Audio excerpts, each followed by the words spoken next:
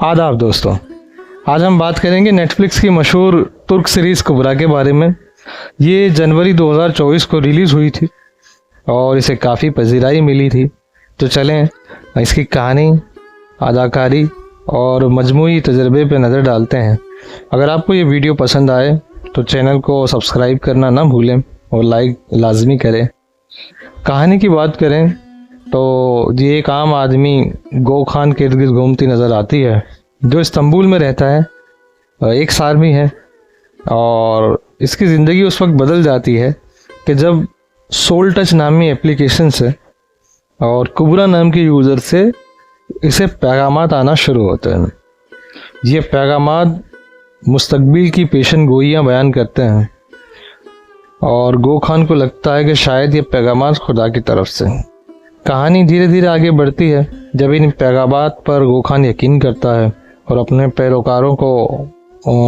पैरोकारों के साथ एक मुश्किल सफ़र शुरू करता है, जहाँ इसे दुश्मनों का भी सामना करना पड़ता है। ये सीरीज़ कुल मिला के ईमान, टेक्नोलॉजी और इंसानी फितरत के बारे में गहरे सवालात उठाती है।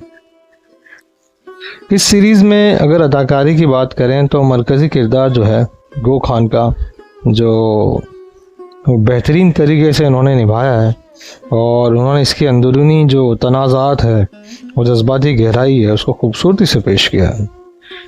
और प्रोडक्शन की बात करें तो सीज़न 1 में आपको जो है वो जादुई मतलब एक कमाल की स्क्रिप्ट और एक कमाल का प्ले देखने मिल सकता है, जबकि सीज़न 2 जो है वो थोड़ी सी स्लो है, लेकिन एक बार आप इसे ज़रूर देखें।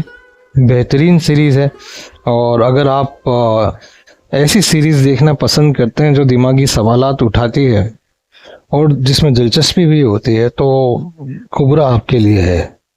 तो दोस्तों, आपका कुबरा के बारे में क्या ख्याल है कमेंट्स में ज़रूर बताएं, और अगर आपने इसे देखा है तो अपना तजर्बा शेयर करें। तो अगली वीडियो तक के लिए मिलते हैं।